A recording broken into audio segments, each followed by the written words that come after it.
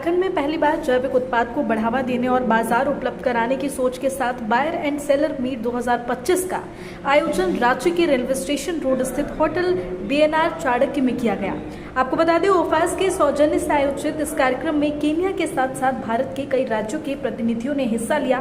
वहीं buyer and seller meet का उद्घाटन कृषि मंत्री शिल्पी नेहा तिर्की ने किया।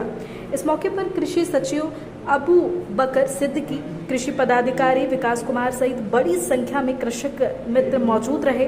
वहीं कृषि मंत्री ने बड़ी बात कहते हुए कहा कि राज्य में जैविक खेती की अपार संभावनाएं हैं, ऐसे में जानलेवा जो है बहुत जरूरी है।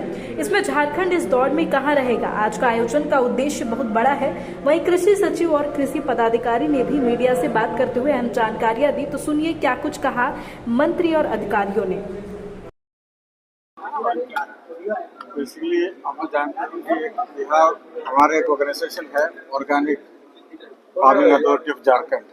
इसका ये संस्था का मेन उद्देश्य है हमारे राज्य में ऑर्गेनिक खेती को बढ़ावा देना। आज तो पूरा दुनिया ऑर्गेनिक खेती, ऑर्गेनिक फूड की बातें बोल रहा है, तो हमारा राज्य में अपने आप को ऑर्गेनिक का बहुत सारा पोटेंशियल है। हमारे यहाँ पे ऐसा भी हम लोग रासायनिक खाद कम यूज़ करते हैं, इसलिए ऑर्गेनिक खेती हो या नेचुरल खेती हो, ये दोनों में हमारे राज्य में काफ़ी पोटेंशियल है।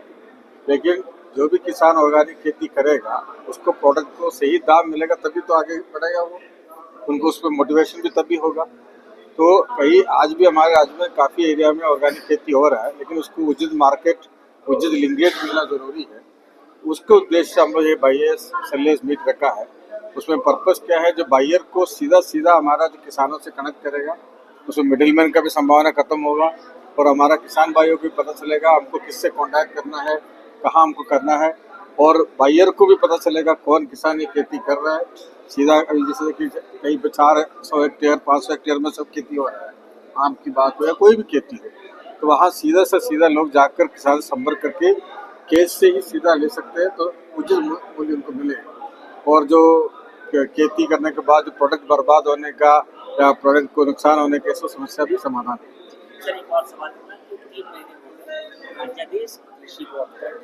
आज झारखंड में पहली बार ओफास organic farming authority of Jharkhand के द्वारा ये ऑर्गेनिक और नेचुरल फार्मिंग के लिए बायर सेलर मीट का आयोजन किया गया।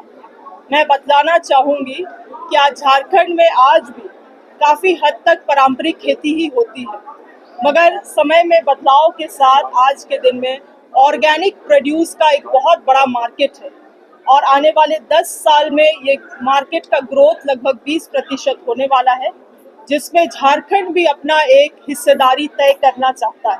और इसीलिए सभी किसानों, जितने हमारे जो फार्मर प्रोड्यूसर ऑर्गेनाइजेशन है, एफपीओज है, उनके साथ और जो पूरे देश भर में जो अहम प्लेयर्स हैं ऑर्गेनिक में, उनके साथ एक आज मीट किया गया, एक सम्मेलन किया गया यहाँ समझने के लिए, क्योंकि किसानों को भी ये समझने की आवश्यकता है कि मार्केट रिक्वायरमेंट है क्या। मार्केट रिक्वायरमेंट जिस तरह का होगा उसी तरह से उनको भी उत्पादन करना होगा। साथ ही साथ सरकार को भी अपने तरफ से जो भी नॉलेज देने की ज़रूरत है, जो ज्ञान, जो एक्सपोजर किसानों के देने की ज़रूरत है, उस पर भी सरकार काम कर रही है और करेगी। साथ ही साथ टेस्टिंग और सर्टिफिकेशन एक बहुत अहम पार्ट भूमिका होता है इस पूरे ऑर्गेनिक मार्केटिंग और ऑर्गेनिक प्रोड्यूस में, तो उसमें भी सरकार काम कर रही है वर्तमान में, मगर उसको और बृहद स्तर में करेगी। और साथ ही साथ इस तरह का लगातार हम लोग मार्केट उपलब्ध कराने का कोशिश करेंगे किसानों को, ताकि किसानों के लिए एक उचित मूल्य उनको हम लोग ऑर्गेनिक प्रोड्यूस के लिए भी दिला सकें।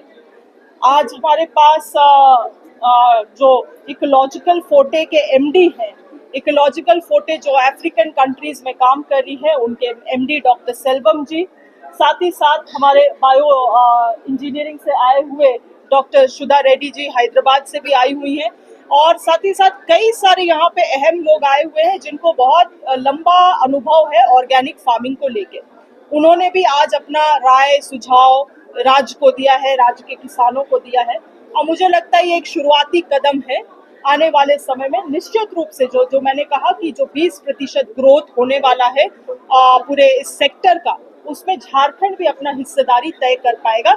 इसी प्रयास के तहत काम किया जा रहा है। धन्यवाद। मैडम, ये बाजार कैसे उपलब्ध कराएंगे? ऐसा मतलब देखने को मिला जो कि किसान जो है इससे प्रभावित नहीं है।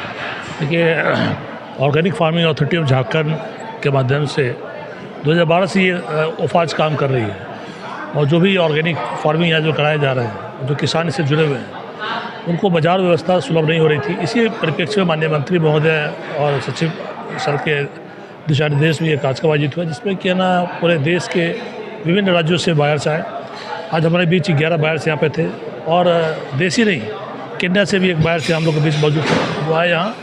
और बायर्स और यहाँ जो सेलर जो किसान जो एपीओ का सीधा संवाद हुआ है, आपस में इंटरेक्ट किए हैं और आने वाले समय में यहाँ जो पोटेंशियल है, जो ग्रुप क्या उपज कर रही है उसको उसके हिसाब से जो उनकी आवश्यकता हो उसको है ना प्रयोग करेंगे, तो किसानों को एक बेहतर प्लेटफॉर्म मिल सकता है। जो लोकल मार्केट जो प्राइस मिलता है उससे बेहतर उनको पैसा मिल सकता है। इसी परिप्रेक्ष्य में कार्यक्रम आयोजित किया गया। मुझे लगता है कि इसका लाभ किसानों को आगे चलकर हो।